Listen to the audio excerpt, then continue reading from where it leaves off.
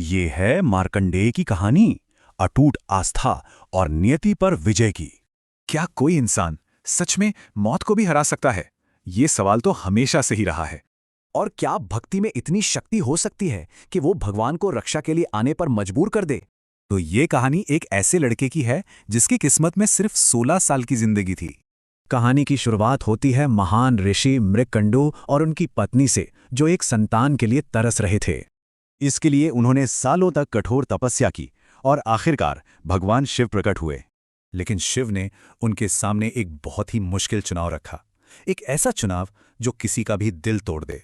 ऋषि मृकंडू ने लंबी उम्र की जगह एक बुद्धिमान बेटा चुना, भले ही उसकी उम्र छोटी हो। जल्द ही उनकी प्रार्थना स्वीकार हुई और उनके घर एक बेटे ने जन्म लिया, जिसका नाम रखा गया मार्कंडेय। मार्कंडेय बचपन से ही शिव के बहुत बड़े भक्त थे। उनका दिन मंदिर में शिवलिंग के सामने ध्यान में ही बीतता था। देखते ही देखते वक्त गुजर गया और वो दिन आ गया जब मार्कंडेय 16 साल के होने वाले थे। और ठीक 16वें जन्मदिन पर मृत्यु के देवता यम उन्हें लेने के लिए आ पहुंचे। यम का संदेश एकदम साफ था कि मार्कंडेय का इस धरती पर समय अब खत्म हो चुका है। पर मार्कंडेय जरा भी नहीं डरे। उन्होंने तो बस शिवलिंग को गले लगा लिया और अपनी पूजा करते रहे। तब यम ने अपना पाश फेंका और वो मार्कंडेय के साथ साथ शिवलिंग से भी जा लिपटा। और बस यही यम की सबसे बड़ी गलती थी।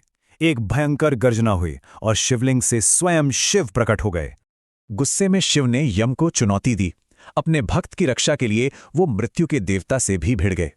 शिव ने यम को हराया और मार्कंडेय को चिरंजीवी होने का वरदान दिया, मतलब हमेशा जीवित रहने का।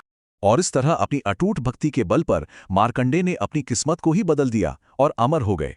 तो ये कहानी दिखाती है कि सच्ची भक्ति में कितनी शक्ति होती है। ये बड़ी से बड़ी मुश्किल को भी पार कर सकती है। तो सवाल ये उठता है कि क्या सच्ची और अटूट भक्ति की शक्ति की वाकई कोई सीमा होती है?